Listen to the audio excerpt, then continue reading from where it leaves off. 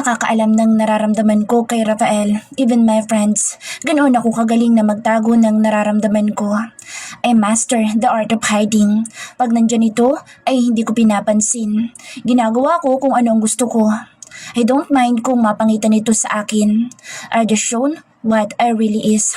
Kahit bagong gising ako, hindi ako nagpapakitang nahihiya ako. Kahit deep inside, tila sinisilaban ako pag nasa malapit lang ito. And now, hindi ko man kayang hayagang ipakilala ang sarili ko bilang babaeng nagmamahal dito, ay gagawin kong isang bagay na ni sa hinagap ko ay hindi ko inisip na magagawa ko. It's now or never. Bumaba ako upang pumunta ng mall. Naka-walking shorts na itim at t-shirt na white. Pinarasan ko ng white shoes at naka-eyeglasses ako kasi maga ang mga mata ko. I grabbed my wallet. Naabutan ko na nasa sala mga kaibigan ng kuya ko. Complete attendance sa mga ito. Meaning pati si my loves ko ay nandoon. Hindi na ako nag-abala pang magtali ng buhok. Sinuklay ko lang at nagpulbos na ako at nag-lip tint. Bihira ang ganoong get up ko. Lalo na ang mas bihira kung mag-lip tint ako. Hapon na. Saan ang lakad mo? Ani Kuya Yael. Sa mall lang kuya. Sige, enjoy lang kayo dyan at hindi naman ako magtatagal. Sabi ko habang sinisintas ang aking sapatos. Why wearing that eyeglasses? Si Kuya Wind. Reading glasses ito. Sumakit ang mata ko sa kaka-laptop ko. May hinahabol ka sa akong deadline. Sabi ko. Kung may hinahabol ka palang deadline, sana hindi ka nalang aalis. Ani Rafael. It's done already. Kaya nga sumakit ang ulo ko. Hindi naman ako magtatagal, may bibilin lang. Sabi ko na muling sumilip sa salamin na nasa sala namin. Sa mall ang punta mo? Naka-lipstick ka pa? Ani Rafael ulit. Inikot ko ang aking mga mata. Pakaalamero talaga ang lolo ko. Buti sana kung nobyo ko. Kasi kahit pagbawalan niya ako magpanty ay ayos lang. Normal lang yan. Dalaga naman ako tsaka chance na din ito. Baka ito nang hinihintay kong pagkakataon na magka-boyfriend. Ngumisi pa ako. Gago, para sa'yo kaya ako nagpaganda. Baka sakaling mahumaling ka naman at magbagong isip mo at wag na magpa-Canada. Natawa ko ng lihim. Asa pa ako bata nga ang tingin nito sa pinapalaki daw di umano nitong babae. Lalo na kung ako. Lalo't nakababatang kapatid ako ng barkada nito. Hatid na kita. Doon din naman ang way ko. Sabi nito sabay tayo. Hindi na kasi baka wala akong masakyan pa uwi mamaya. Sabi ko, I'm your driver for today, so I won't take no for an answer. Sabi nito na nagpatiuna ng maglakad. Hindi, okay lang talaga ako. Tsaka may baka pang lakad. Tanggi ko dito, baka kasi masumbatan ko ito o di kaya naman ay baka kidnapin ko ito upang hindi na malayo sa akin. Wala, kaya nga ihatid ka, di ba? O baka naman may sundo ka sa labas kaya ayaw mo magpahatid dyan. Si Kuya Landon na ang sumabat na ikinasimangot ko. Wala no, tatambay pa ako sa mall mabuburo ka lang. Sabi ko dito. Then wait, kaya ko ngang maghintay na lumaki muna. Yan pa kayang ilang oras ka lang naman sa mall? Sabi nito na nakatingin sa kuya ko. Wala na ako nagawa na sumunod na dito at inaamoy-amoy ko pa ang sarili ko habang pasakay ng sakyan nito.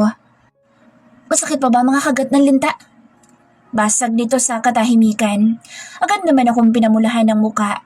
Halos nakita na nito lahat ng private parts ko. Nahawakan pa nga.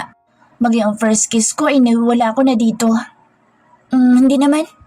Sabi ko dito matapos lumunok. Why are you blushing? May bakat na ng pagkapilyo ang labi nito. Jeez, do you need to bring that up? Awkward kaya. Pwede ba kalimutan na natin yun? Humalakhak naman ang loko. Don't worry, matagal ako mawawala so meaning matagal kitang hindi maaasar. Humanda ka lang pagbalik ko. Sabi nito na ikinasimangot ko. Sana'y magbago ka na pagbalik mo. Sabi ko na lang. At sana ako naman ang pansin mo pagbalik mo. Depende, baka nga magbago na. Besides pag-uwi ko, pakakasalan ko ng babaeng pinapalaki ko. Sabi nito na matamang nakatingin sa akin. Nakakailang lang. Di ikaw na ikakasal. Nang makarating kami ng mall ay hindi naman ito sumama sa loob. Agad akong pumasok sa department store at pumili ng sexy na panloob at nang makabili, bumili din ako ng aking mga damit na babaunin sa bakasyon na binabala ko. So this is really the last chance to show how I felt for him. Magpapakatapang ako for these dumb feelings.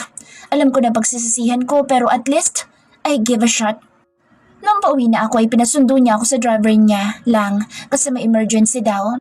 Malamang ay upang puntahan ang pinapalaki nito kaya naman hindi ko maiwasan na hindi malungkot sa naisip. Sana lang ay wala ko sa Earth pag bumalik ito. Oh, mag-isa ka nilang bumalik? Bungad na tanong ni Kuya Yael. Hindi ko maintindihan ang trip ng mga ito at dito pa tumambay sa bahay. May emergency daw? Kibit balikat ko. Hoy Ella, hindi ka ba ginapang noon nung nasa Palawan tayo? Tanong ni Kuya Dos. Kuya Dos! Pinandilatan ko ito na tumawa lang. Kung alam lang naman ito na halos lapain na ako na lalaki habang nandoon kami sa Palawan. Maging sa aking panaginip ay minomolestya ako nito. Kaya naman, masakit na malaman na magpapakasal pa rin ito sa pinapalaki nito.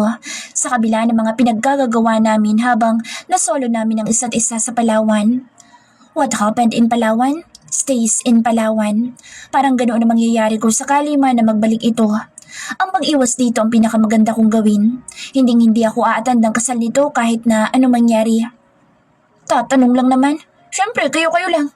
Sige na, akyat na. Sabi nito na ikinumpas pa ang kamay. Umakyat na ako sa aking silid. Malamang upang muling magmukmuk na naman. Third person POV. Malikot na ang mga tao sa dance floor. It's a party sa mansyon ng mga Villanueva sa Pasig. Kasama sa table nila ang mga barkada niya, mga relatives nila at syempre ang babaeng dahilan ng pag-alis ni Rafael Villanueva. Mga nasa 40, mahigit din ang imbitado sa party at habang umiinom, lihim niyang tinititigan ang dalaga na tila wala din doon ng isip. Uminom siya uli at nang tumingin siya uli sa kinaroroonan ng babae ay wala na ito. Malamang ay umuwi na. Alam niyang sa pagkakataong ito marahil ay galit sa kanya ang dalaga pero para dito din naman ang kanyang gagawin. He will wait till the right time for them comes.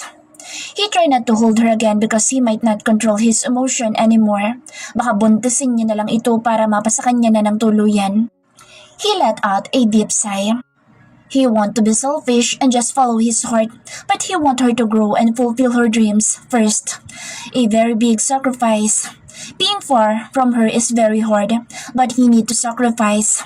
Ni magpaalam ng personal ay hindi niya nagawa at ayaw niyang gawin. Baka maging daan lang iyon para mas mahirapan pa ito at baka magtanan na lang sila. I will give my blessing only if you go abroad and let her fulfill her dreams first. She's just starting building up herself. Sabi ng ama ng babaeng mahal niya. Mahirap ang hinihiling sa kanya pero iba pa rin syempre yung may blessings ng mga magulang nito. Yun nangyari sa Palawan ay isang pag-asang pinangahawakan niya. Ang hindi nito pagtutol sa kanyang mga advances, alam niyang may attraction din na nararamdaman para sa kanya ang babae. Thank you for not taking advantage of her, bro. But still, I want you to wait. If the time comes na pwede na, ako mismo maghahatid sa kanya sa'yo. Sabi ng kaibigan niya na kapatid dito. At ngayon nga ang huling gabi na makikita at makakasama niya sa isang lugar, ang babaeng matagal nang umuukupa ng malaking bahagi ng kanyang puso. And he agreed. Ayaw niyang magsisi ito na hindi na-enjoy ang buhay dahil maagang natali sa kanya. Mamaya-maya pa unti-unti nang nag-alisan ng mga bisita at nagpaalam na ang mga kaibigan niya. Ngunit natira ang mga kaibigan niyang dito matutulog. Nalasing ako, pre. Reklamo ni Lyndon. Halata nga eh. Una na ako't maaga pang flight ko bukas. Sabi niya dito. See you soon, pre. Sabi naman ni Jai. Ayusin mo ang pagbabantay. Oras na malaman kung may umaalagid dyan. To hold with that agreement. Sabi niya na ikinatawan ng mga kaibigan. Areglado, boss. Akong bahala sa baby mo. Sabi ni Hans na isa sa mga mahigpit na bantay ng kanyang sinisinta. Mahirap nang masalisihan. Kaya nga mula noon ay todo bantay na siya sa dalaga. Kulang na lang ay ipadukot niya ang bawat lalaki nagtatangkang maligaw dito. Ako din tagabantay. Sabi ni Rex na panay ang tingin sa cellphone nito. Malamang ay nagmamonitor na naman ito ng iba pa nitong mga negosyo. Ay, paano ka makakapagbantay niya? Nilutang ka palagi. Ani, Yael. Basta, kami ang bahala. Kalma ka lang doon. Ani paring Dos. Alam niya na wala siyang dapat na ipag-alala ngunit syempre, nag-aalinlangan pa rin siya na umalis ng bansa. Sa ganda nito, hindi malayong marami ang magtangkang manligaw dito. May pagkamakulit pa naman ang dalaga. Tinapik na siya ng mga ito at kaya umakyat na din siya. They know where they sleep. Kaya it's his time to rest. He want to have her, talk to her, even for the last time pero ayaw niyang sirain ang pangako niya kasi alam niya na nakakakita siya ng pag-asa dito. Samantala, sa silid niya, isang figura ang tila balisa. Nakamanipis na underwear lang ang babae ngunit nakamaskara ito. Pabalik-balik ito, tila hindi mapakali sa gagawin. Nang maulunigan nito ang pagbukas ng pinto ay kaagad na nagtago siya sa may closet. Medyo nilalamig siya sa suot niya at lalong hindi siya komportable. Maya-maya ay pumasok ito sa CR. Ang laking balak niyang gapangin ngayong gabi. Nang magsara ang pinto ng CR ay lumabas siya sa kanyang pinagtataguan at umupo siya sa closet. At nang lumabas ito ay nagtago na ulit siya sa ilalim ng kama. Halos pigil na pigil niya ang paghinga habang nakasilip sa lalaking tila walang kaide-ideya na may isang babae na nandito sa ilalim ng kama nito. Taniis niya ang lamig. Maya-maya pa ay lumundo na ang kama, tanda ng pag-upo nito sa kama at ang pagkamatay ng ilaw. Dahil sa pagod sa pag-asikaso sa mga bisita ay akmang matutulog na si Rafael. Ngunit naamoy niya ang pamilyar na amoy. How can he forget that smell? He especially made that perfume and he gave that only to one woman during her 18th birthday. That is his gift and a promise ring. Kaya naman ay naging alerto siya. Maya-maya ay naaninag niyang anino na isang babaeng papalapit at nakamaskara ito. Sino ka? Tanong niya. Malakas ang kabog ng dibdib niya habang ang babae naman ay hindi sumagot. Lumapit ang babae sa kama niya. Mata lang nito natatakpan ng maskara. Kaya nang sakupin nito ang labi niya ay nakaramdam siya. Kung kanina duda pa siya na ito ang babae, ngayon alam niya na ito iyon. Paano niya ba makakalimutan ng matamis na labing 2 gabi na niyang pinananabikan na muling matikman? Kaya niyakap niya ito ng mahigpit. He instantly kissed her with too much hunger. Tom, fine. I will give you the best night, baby. To hell with them. Bulong niya dito at dinaganan niya na. Isang palatandaan ng kanyang pakay at ang nunal nito sa hita. Medyo matigas kasi iyon at nahipo na rin naman niya ng ilang beses. At nang makapa ay napangisi siya. Maybe she can cover her face but not her assets. You're my baby. Your mask is not enough to hide your identity from me. Sinakop niya muli ang labi nito. Bahagyang natigilan pa ito but it's too late to back out, lalo at alam niyang malaki ang magiging epekto nito sa pag-alis niya. Maya-maya pa ay buong suyo na inangkin niya ang mga labi nito. Naglakbay na ang kanyang mga kamay sa katawan nito na nangangailangan ng kalingan niya. At nang gabing iyon ay tuluyan niya ngang inangkin ang babae. Matapos ang mainit na tagpo sa pagitan nilang dalawa ay hinalikan niya ang labi nito at maya-maya pa nga ay nakatulog na ito sa tabi niya. Marahil ay napagod talaga ng gusto sa kanyang ginawang pag-angkin sa katawan nito. Kinuha niya ang cellphone sa tabi niya at inilawan ang mukha ng babae. Tinanggal niya ang maskara na nasa mukha nito. Tom, baby. Napangiti siya na makita ang mukha nito. Ang maamo at maganda nitong mukha na bumihag sa kanyang puso. Although kanina alam na niya pero iba pa din syempre na nakita niya ang mukha nito. It's confirmed. He is right. After all, nakatagilid ito. Patalikod sa kanya, itinutok niya ang flashlight sa kaliwang hita ng babae. Napangiti siya ulit nang makita ang nunal doon. Yun din na makailang ulit niyang kinapa kanina. I'll be back, baby. Especially now that you are mine. So just for tonight, I will stay. But if I come back, I'll definitely make you mine whatever it takes. Sinuklay niya ang buhok nito. Mahabang buhok na tumabing sa leeg nito. Medyo humihilig pa ito. Malamang pinagod niya. Napakaganda talaga nito at tila bata na natutulog. Yakap na yakap sa katawan niya. Nung magkasama sila sa isang silid ay saglit niya lang itong tinitigan kasi natakot siya sa sariling damdamin at baka makalimot siya at magapang niya ito. Good night, baby. Salamat sa pabaon. Natulog na din siya.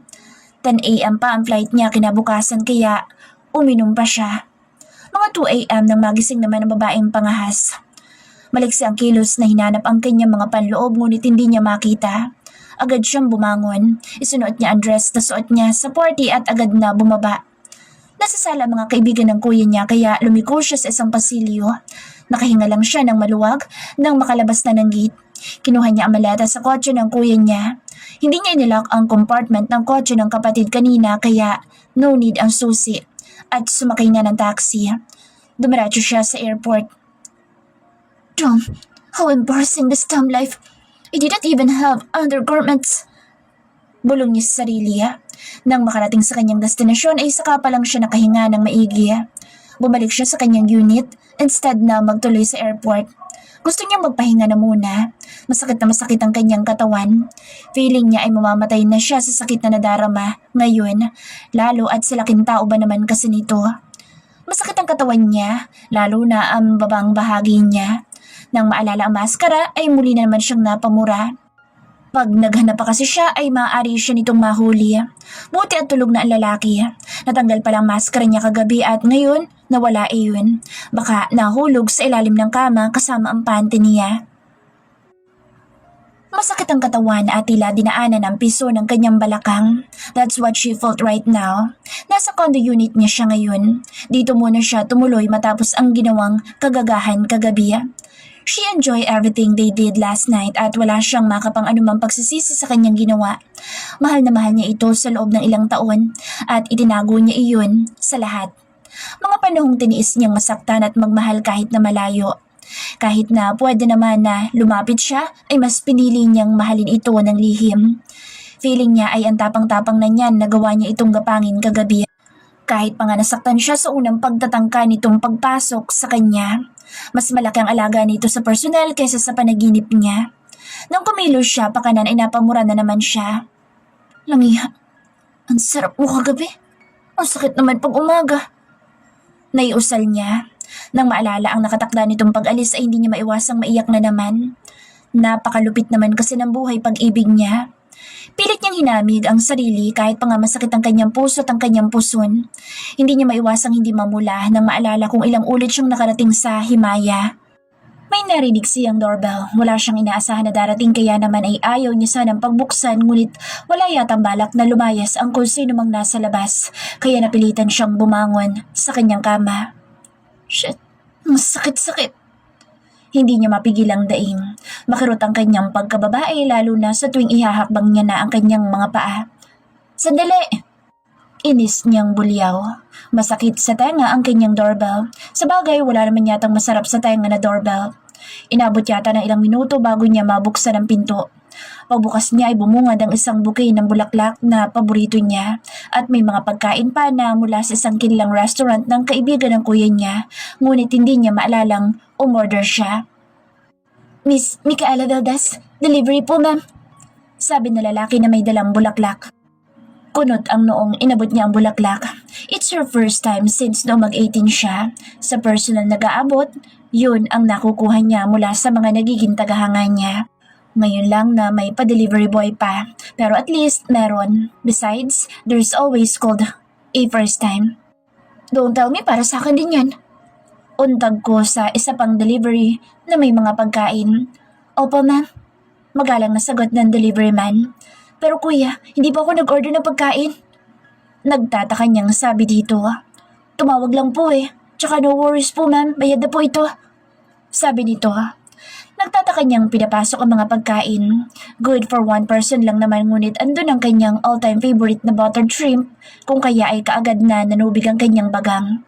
Medyo nakakagulo na din naman na kasi ang kanyang bituka dahil gutom na siya. Sige kuya, thank you. Sabi niya sa mga ito na makaalis na ang mga ito. Matapos na ilok ang pinto ay nilapitan niya ang bulaklak na padala. Sinipat niya ang bawat bahagi at hinahanap ang note na malamang ay kasama nito. Curious siya kung sino ang nagpadala sa kanya ng mga bulaklak. Sa itsura pa lang ay alam na agad niya na mamahalin iyon. Isang kulay pula na papel ang napansin niya kaya kaagad niya iyong kinuha at binasa. Nangunot ang kanyang noo nang mabasa ang nakasulat sa note. Baby, you look beautiful last night. I love you. Eat your lunch now. Yun ang nakasulat. Tila naman ang lamig siya sa nabasa. Imposible naman na makilala siya ni Rafael dahil nakamaskara siya kagabi. Lalong imposible na ito ang nagpadala sa kanya dahil never na mag-I love you iyon. And lastly, sa party lang siya pumunta kagabi. So maaring isa sa mga kaibigan ng kuya niya. Pero walang sino man sa mga ito ang maliligaw niya. Madalas pa nga siyang tawagin na baby ng kapitbahay. Napatitig siya sa mga bulaklak. Pilit na iniisip kung sino ang posibleng nagpadala ng mga iyon sa kanya. Mamaya-maya ay kumalam na ang kanyang sikmura kaya naman kaysa estresan ng kanyang sarili sa pag-iisip kung sinong Poncio Pilato ang nagbigay sa kanya ng mga iyon, ay mas pinili na lang muna niya na lamnan ang kanyang sikmura. Mabilis ang kanyang naging pagsubo pero syempre, tansyado pa rin naman niya. Nang matapos ay nagligpit siya at muling bumalik sa kanyang pwesto kanina upang isipin na naman kung sino ang maaaring nagpadala ng mga iyon. Tinawagan niya si Rich. Bes, kumusta? Bungad nito sa kanya. Ito, ayos naman. Ikaw? Tanong niya din. Ayos din. So, kumusta? Umatan ka talaga ng party ni Rafael? O si isa nito. Napapansin niyang umiiwas na din ito sa kuya niya na kinababaliwan nito. Di tulad noon na habol ng habol. Oo, pumunta ako. Boring naman. Reklamo niya dito. Anong boring? So, nagkausap ba kayo? Tanong nito. Sino? Taka niyang tanong dito. Sino ba ang dapat niyang makausap? Wala yata siyang maalala. Si Rafael ang tinutukoy ko. Naku, alam ko naman na siya ang tinutukoy mong mahal mo, di ba? Malamang kung kaharap niya ito ngayon ay nakairap na ito sa kanya. Tia? Tanggi niya. Hanggat maaari ay ililihim na lang niya ang kung ano mang kanyang nararamdaman. Mahirap naman kasi ang kanyang sitwasyon. No worries, best. Ako lang nakakaalam. Nabasa ko sa notes mo nung college tayo. Anyway, kahit kiss man lang sana nang hingi ka. Pilyang sabi nito. Kung alam lang nito ng more than ang kanyang iginawad kagabi. Ilang round na sagupaan ang kanilang pinagsaluhan. Oh, natahimik ka na dyan. Untag nito sa kanyang pananahimik. May nagpadala kasi ng bulaklak at pagkain ngayon lang. Wala namang pangalan na nakasulat, basta pinadala lang. Ay, baka galing kay Papa Rafael na yan. Tudyo nito. Agad na pinamulahan siya ng muka. How she wish pero alam niyang napaka-imposible noong mangyari dahil alam niyang hanggang sa mo lang talaga silang dalawa. Hoy Rich, huwag mo ipagkakalat at tsak naaasarin na naman ako ng mga kaibigan ng kuya ko. Oo ba? Sige na, babush at matutulog na ako. Paalam nito sa kanya. Naintindihan niya na ngayon ang kahalagahan ng oras.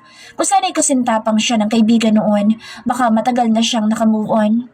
Sus, i-stalk mo naman siguro si Kuya Lyndon eh. Tukso niya dito. Tumawa lang ito. As if may pag-asa ko sa kuya mo. Bye na. Sabi niya dito. Nang may baba ang cellphone ay unti-unti na naman nanumbalik ang mga masasakit na pangyayari sa buhay niya. Lalo na't malaki ang posibilidad na makahanap na ito ng babaeng mamahalin sa Canada. Nawala na ang katiting na pag-asa na umusbong sa kanya noong nasa Palawan sila. Noong sumunod na araw ay medyo inaaliw-aliw na niya ang sarili. May konting kirot pa sa kanyang masalang bahagi ng katawan ngunit normal lang naman yata iyon lalo at malakat mahabang Armalite ni Rafael. Pupunta nga ako ng mall. Inis niyang reklamo kay Wenny kasi nagyayaya na naman na magsalon. Ikakapasalon pa lang naman ito noong 1 linggo. Naku sige na nga. Bye. Tila ito pa ang galit. Napailing-iling siya sa ginawi ng babae. Kahit kailan ay naiinis talaga siya sa pagiging maarte nito na kung minsan ay wala na sa lugar. Ayos lang naman kasi na mag-inarte ka sa tamang lugar. Hindi yung lahat ng oras ay maarte ka. Ano yun? Sila ang mag-a-adjust para lang masamahan siya sa lahat ng mga lakad? Ewan ba niya kung bakit ganoon ang babaeng iyon? Dali-dali siyang naglakad. Kailangan niyang maabutan ng bookstore na may sale ng mga books na gusto niya. Kaya naman ay naglaan talaga siya ng araw at oras na makapunta kahit na anong mangyari. Paliko na siya sa kabilang side ng mall nang mahagip ng kanyang mata si Rafael. May kaakbay itong babae na maganda. Kinusot niya ang kanyang mga mata, baka sakaling namamalikmata lang siya. Ngunit totoo nga ang lalaki. Mabilis siyang nagtago sa may malapit na mga display rack. Hindi naman sa naduduwag siya ngunit ganoon na nga. Baka ipakilala bigla iyon sa kanya ni Rafael bilang ang pinapalaki nitong babae. Baka bigla siyang umiyak sa harap nito. Mahirap na kung magpakita siya ng kahinaan dito. Tama na yung naiwala niya ang kanyang virginity dito. Kung tutuusin ay wala naman itong kasalanan kung may nangyari man sa kanya dahil siya ang gumawa ng initiative na may mangyari. Inihain niya ang kanyang sarili dito kaya siya ang dapat nasisihin. Nakita niya ang sweetness ng dalawa na tila naghaharutan pa. Ang bawat hampas ng kamay ng babae kay Rafael ay mistulang punyal na paulit-ulit na itinatarak sa kanyang puso. Masakit pa lang talaga yung makitang pag-aari na ng iba ang iyong iniibig. Asawa mo? Narinig niyang sabi ng kung sino. Paglangoy niya ay isang babaeng kasing edad marahil ng kanyang ina ang nasa harap niya. Hindi po. Sagot niya. Nobyo? Tanong nito. Ex mo? Hayaan mo na, maganda ka naman. Hanap ka na lang ng bago. Bagay sila ang sweet-sweet pa. Tila insensitive na sabi ng babae. Ang sarap ihambalo sa flooring na may baga at asido para matsugi na agad. Diyos. Hindi, kaibigan ng kuya ko. Sagot niya na lang. Bakit hindi ka magpakita? Tsaka para kang iiyak. Sabi pa nito, napaka-pakaalamera. Lord, kabayan niyo po ako. Baka makasungal-ngal ako ng bunganga nito. Naidasal niya. Baka isumbong ako.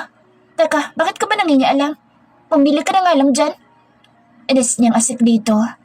Naglakad na siyang pakabila. Nakita niya pang pumasok sa isang kainan ng dalawang pareha. Sakit sa heart ng Tanawi ngunit wala siya ibang magagawa kundi ang palihim na damhin ang sakit ng nakita.